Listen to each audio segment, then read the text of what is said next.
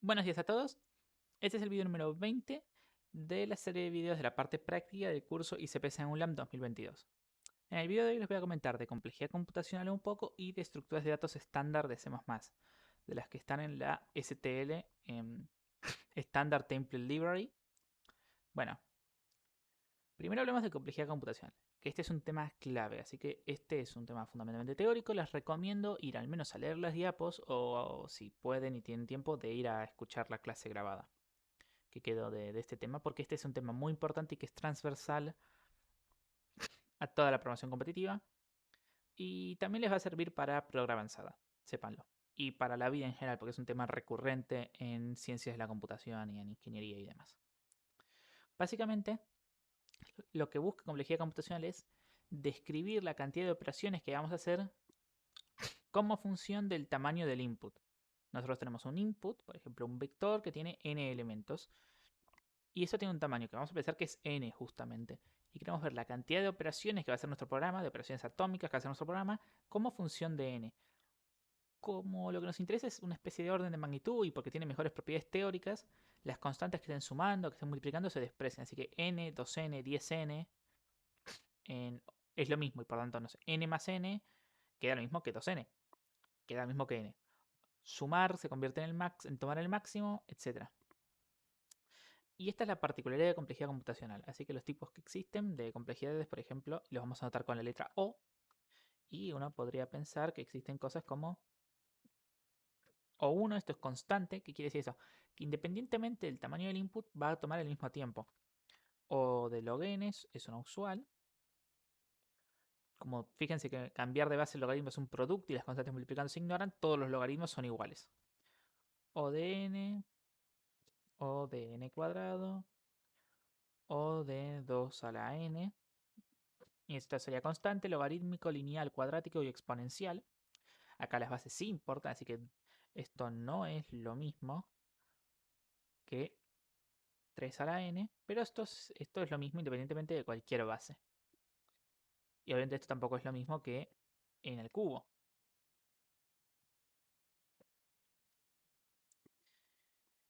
Básicamente es esto, buscar como función de alguna variable que caracterice el tamaño, o bueno, de alguna variable en general. En general se usa con cosas del tamaño de nuestra entrada, pero se puede usar con cualquier variable que exista.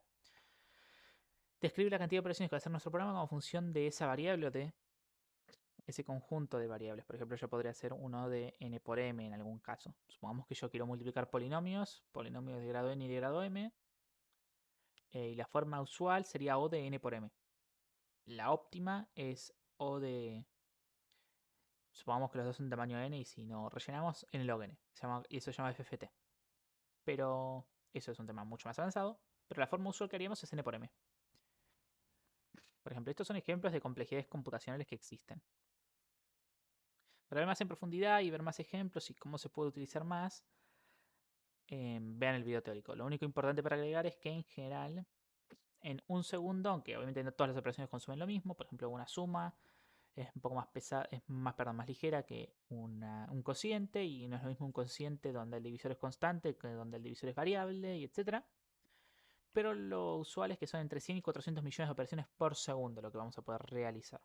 Así que podemos utilizar nuestra fórmula de complejidad computacional de nuestro algoritmo para tener una idea de cuánto es lo que va a tardar y si entra o no en el tiempo límite que se nos indica. Cerrado el tema de complejidad computacional, que vamos a ir repasando, digamos, prácticamente a medida que lo vamos implementando, que lo vamos utilizando en los distintos tópicos, para, por ejemplo, ver la gracia de las cosas que hacemos. Pero si lo quieren de referencia, fíjense que un algoritmo de Babelsort común, por ejemplo, tengo un vector un vector b de tamaño n, y ahora hago for n y n, for n j n-1, y b sub j es mayor a b sub j más 1. Swap, esta es una función que recibe dos variables y les intercambia sus valores. bj más 1. Este que es el algoritmo que estimo con algunos matices y usando, por ejemplo, si lo van a implementar en C plano, habrán usado una variable auxiliar y memcopy, cosas así. Este es el algoritmo que habrán visto, que conozcan posiblemente muchos de ordenamiento. Esto es cuadrático, se ve. Tengo un ciclo for y adentro se itera un ciclo for que tiene n pasos y adentro cada paso tiene a su vez n pasos. N-1 es lo mismo. Entonces esto tiene n por n cuadrado pasos. En cambio, la función sort o el algoritmo de merge sort que vimos hace un par de clases en el ejemplo de divide and conquer es n log n. Para que se den una idea, para un vector de 100.000 posiciones es la diferencia entre hacer 10.000 millones de operaciones y hacer 2 millones de operaciones. Uno no entra ni remotamente en tiempo, algo sencillo como ordenar un vector, y el otro entra perfectamente en tiempo.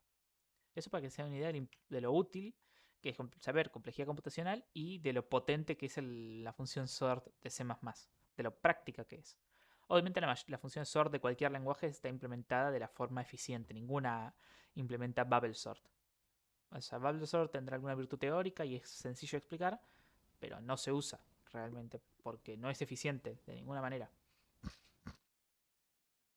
O sea, solo se usa para casitos muy chicos donde ya la complejidad computacional no es solo importante y quizás un mejor uso de caché, requerir menos memoria o ser mucho más sencillo, priorice. Por ejemplo, quizás en Mersor, que era recursivo, quizás el caso donde tengo 5 elementos, podía ordenarlo por bubble sort en lugar de seguir la recursión. Porque ahí el hecho de ya crear nuevas estructuras es en sí mismo más costoso que hacer el cuadrático en 5 o en 6 elementos. Pero no más que eso. Y ahora vamos a pasar con las estructuras estándar de C++. Que les quiero comentar que son 5 hoy. La queue, la pretty queue, la doble queue, o doble ended queue de que, el set y el map. La queue implementa lo que llamamos el orden FIFO. Implementa una cola, simplemente una fila, que es el orden FIFO, first in, first out. ¿Sí? Y realiza las siguientes 5 operaciones en O de 1. En agregar a alguien, que alguien llegue y se ponga al final de la fila, que es agregar una variable. Fíjense que acá le tengo que indicar el tipo. Todos estos struct que pertenecen justamente a la STL, a la biblioteca de templates, esto se le llama templates, esto que va entre llavecitas. Le tengo que indicar el tipo de lo que contiene. No puede tener cosas de cualquier tipo. Esto no es Python. Entonces puedo agregar un valor como al final de la cola, ver quién está al frente de la cola, sacar al que está al frente de la cola, me permite verlo y pop me permite sacarlo. Size y empty me permiten saber la cantidad de elementos en la cola y puntualmente empty es un booleano de si está vacío o no. ¿Sí? Y los 5 se implementan en O1. ¿Sí? Eso es lo potente de la queue de C++ que se va a utilizar, por ejemplo, en el algoritmo de BFS en grafos que vamos a ver en un par de videos y en la clase del sábado que viene, del sábado 20. Vamos a ver grafos y un algoritmo que utiliza queue es BFS. Básicamente.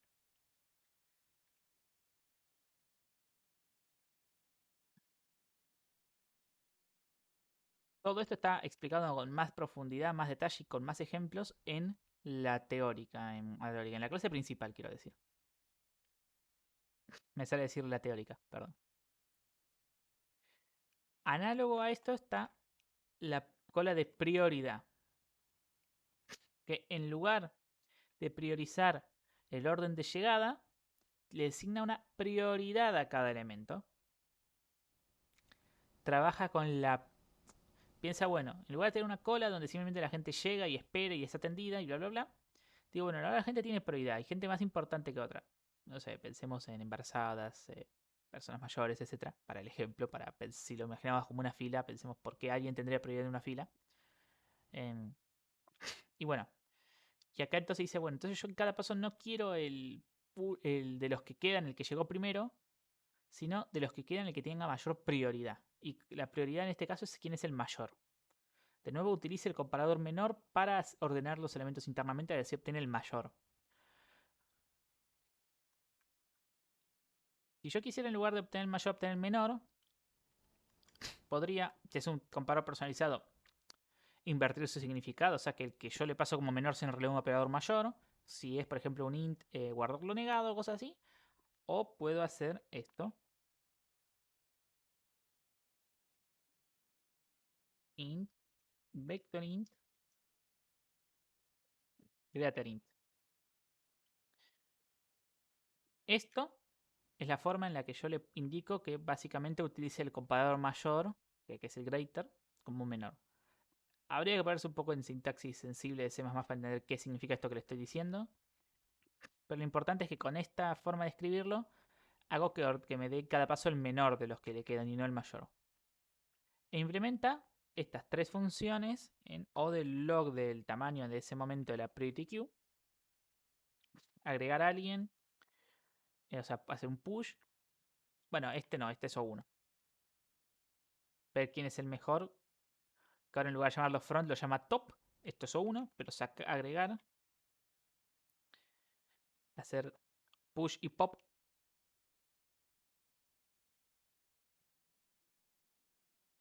Eso del log del tamaño en ese momento. Y las tres siguientes son O1, top, size y empty, que son análogas a front, size y empty de la queue común. ¿Sí? Y esta se utiliza, por ejemplo, el algoritmo de Dijkstra o el ejemplo que yo di, lo que se puede ver como Huffman o, bueno, lo que era mergear cosas, palitos, y siempre querer pegotear los dos más chicos que te quedan para crear uno nuevo hasta que te quede uno solo. Y eso se puede hacer y se implementa con Priority Queue. ¿Sí? Si lo único que quiero es esto, tener una cola donde saco siempre el óptimo, usar Priority Queue es una implementación muy eficiente. Y aunque también lo podría hacer con la estructura que vamos a ver un ratito que es set, eso es mucho menos eficiente. Muchas veces entran en las dos cosas, no es la idea de que eso sea el filtro, pero Priority Queue en los casos borde es más eficiente. En los casos donde el tiempo límite sea ajustado para nuestra solución. Y básicamente donde la complejidad computacional no nos dice claramente si entra o no. Donde ya empieza a depender de los detalles de implementación. La de que, básicamente, la double-ended queue no nos da la interfaz parecida a la queue, sino que nos da la misma interfaz que el vector, agregando que tenemos un push front y un pop front en O1. Ya antes teníamos un pushback y popback. Acá varía un valor X, por ejemplo. Un pushback y popback en O1. Ahora tenemos también por frente. ¿Por qué no usamos siempre DQ en lugar de vector? Porque crear una DQ es costoso. Por cómo es la estructura interna de la DQ, que es muy distinta a la del vector. Supongamos que podría ser una especie de O500. Ya dijimos que O1 y O500 son sinónimos en complejidad computacional, pero más o menos para ilustrarnos a la hora de hacer cuentas de, bueno, cuántas DQ estoy creando, para tener una idea de si eso es viable o no. Puntualmente crear muchas de que chiquitas no suele ser viable, eso siempre va a ser con nuestro programa de o time limit o memory limit o algo excedido, pero crear una única DQ muy grande y utilizarla, por ejemplo para calcular un vector de dominados, anda perfectamente y no tiene ningún problema. Así que es una estructura que no se usa tanto, pero es potente y hay casos donde es necesaria. Así que está bueno tenerla presente.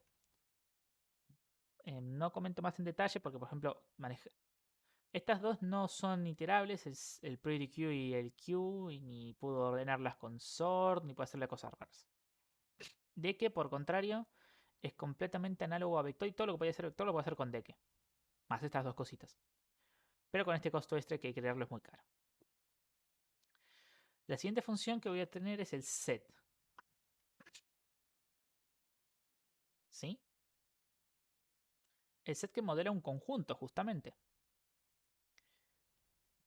También está el multiset que modela un multiconjunto, es decir, donde se permitan repetidos.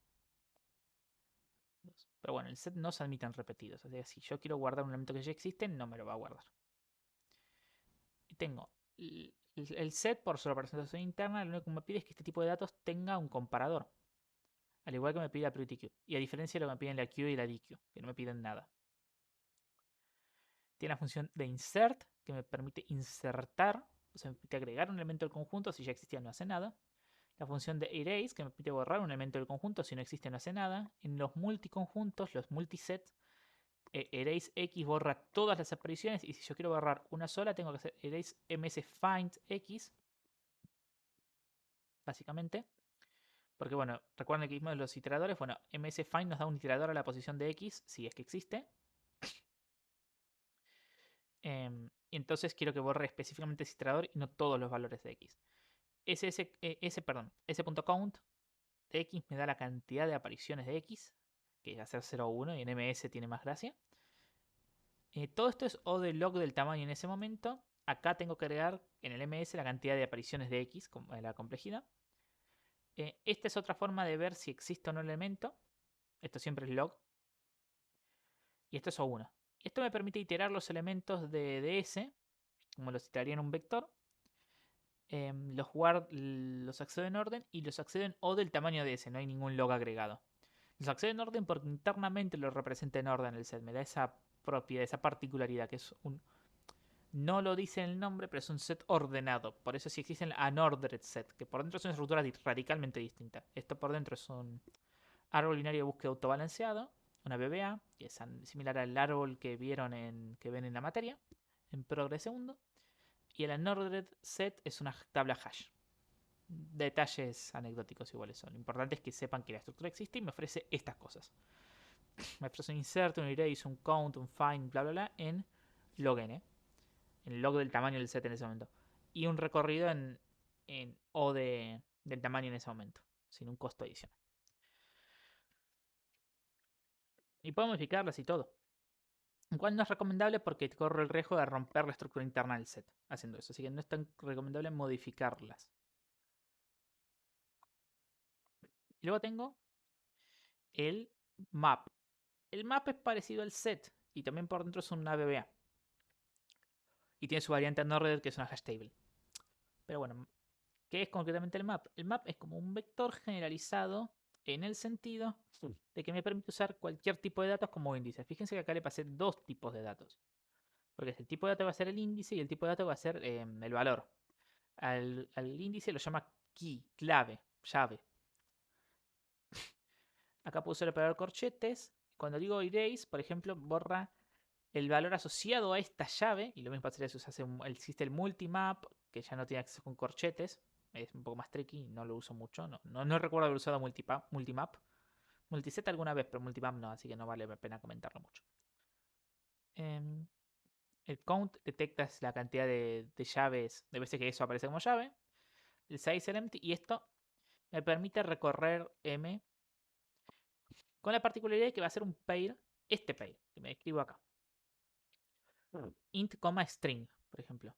En cada pair el primer elemento va a ser atributo, el first va a ser la llave y el segundo va a ser el valor. Siempre. Esas son las particularidades del map. Todo esto siempre es O de log, menos estas dos que son O1. Y acá si yo quiero modificar la key es medio tricky. Si yo quiero modificar el valor no hay ningún problema y anda todo perfecto. Obviamente puedo pasar por referencia, puedo ser constante, puedo hacer lo que yo hacía siempre al recorrer vectores o, bueno, si yo quería recorrer TQs. Así que bueno, estas son estructuras estándar de C++ que están bastante buenas, que está bastante bueno tener presente, que vamos a utilizar bastante a lo largo del curso porque se usan un montonazo, junto al vector obviamente. La pretty queue y la queue las vamos a usar bastante para algoritmos de grafos, puntualmente. El set y map no es necesario ilustrarles cosas en donde se utilicen, porque son muy genéricos y ya las cosas que nos ofrecen nos dan la idea de que son muy amplios en usos. Así que bueno, los espero en el siguiente video, espero que les haya gustado. Saludos.